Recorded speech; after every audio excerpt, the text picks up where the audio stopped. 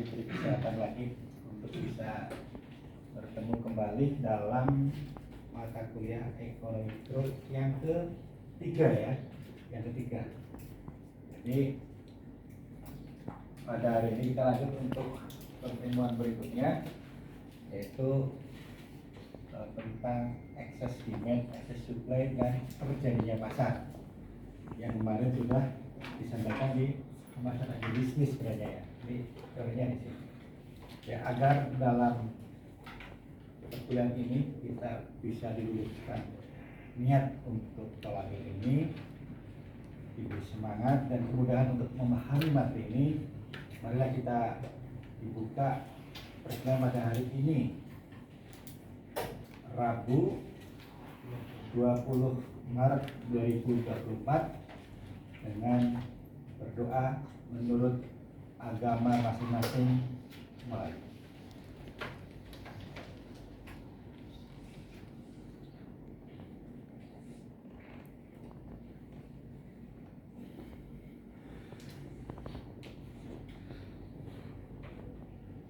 Berdoa selesai. Baik, ada pertanyaan tentang materi minggu yang lalu tentang hukum permintaan dan hukum penawaran? Dan ada?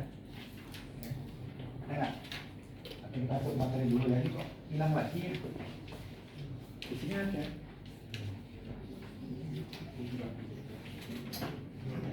Baiklah. Jadi kemarin tentang perilaku konsumen dan perilaku, ingat ya, ekonomi mikro ya, adalah ilmu yang mempelajari perilaku para pelaku ekonomi pada rumah tangga, perusahaan, dan rumah tangga konsumen. Ya. Terutama konsumen itu ya akan melahirkan hukum apa? Hukum apa? Permintaan. Kalau rumah tangga produsen, hukum. Nah, dimanapun nanti penawaran dan permintaan, kalau ketemu ya, kalau nggak ketemu ya nggak jadi pasar. Itulah perjanjian pasar. Sekarang kita hukum penawaran bunyinya gimana? Ada nggak hukum penawaran? Bisa hukum penawaran?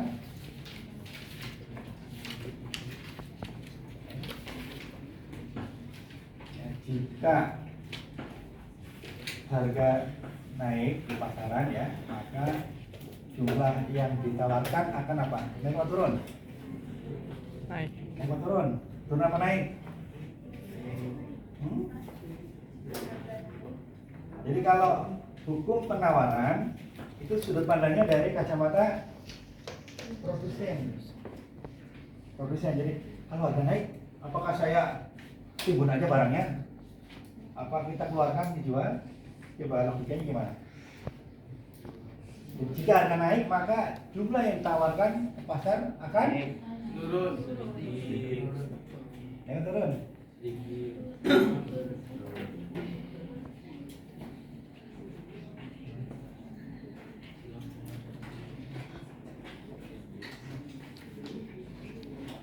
Naik atau turun? Ya. Ini gua penawaran kan ini ya. Penawaran ya.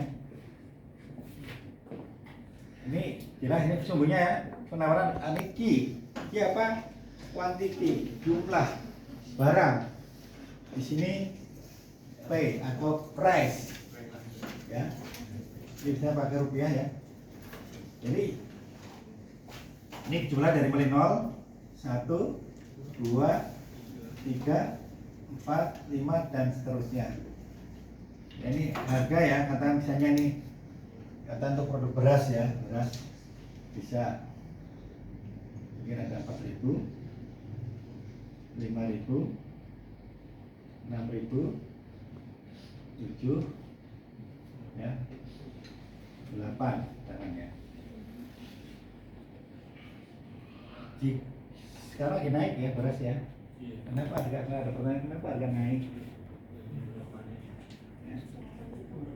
Kenapa harga naik? Ada pertanyaan kemarin. Kamu ya? Kenapa harga beras naik atau produk yang naik? Ya, tidak lepas dari hukum permintaan ini. Ini untuk penawaran ya. penawaran. Ingat ya, kalau ingin jadi ahli ekonomi cukup belajar ini, permintaan dan penawaran saja. Ini permintaan. Ini juga sama ya. Ini P, ini Q. 0, 1, 2, 3, 4, 5 dan seterusnya. Ini isikanlah 4.000, 5.000, 6.000, 1.000, 8.000. Jadi pas misalnya harga biasa di pasar bisa 6.000 sekilo, ya, ini 6.000 sekilo, Anda bisa beli 3 kilo, nih, biasanya di pasar ya. Terus tiba-tiba harga naik menjadi 8.000, kira-kira jumlah yang ditawarkan naik atau turun? Naik ya. Jadi naiknya di sini nih. Ini kan 3, naiknya ke sini kalau jumlah ya. Nah, mungkin di sini ya titiknya. Tapi kalau harga turun 5.000, kira-kira naik atau turun? Jumlah yang ditawarkan turun. Jadi turun disimbolkan dari sini. Ini tadinya 3, turun ke 2 atau ke 1 ya. Semuanya ke 2 lah ya. Contoh nih, contoh. Di sini kan. Nah, untuk bikin grafik itu untuk memudahkan orang memahami dan analisis.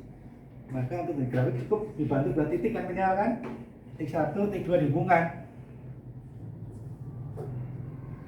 Nah, ini simbol kurva penawaran, artinya jika harga naik maka jumlah yang ditawarkan akan naik, dan sebaliknya jika harga turun maka jumlah tawaran akan turun.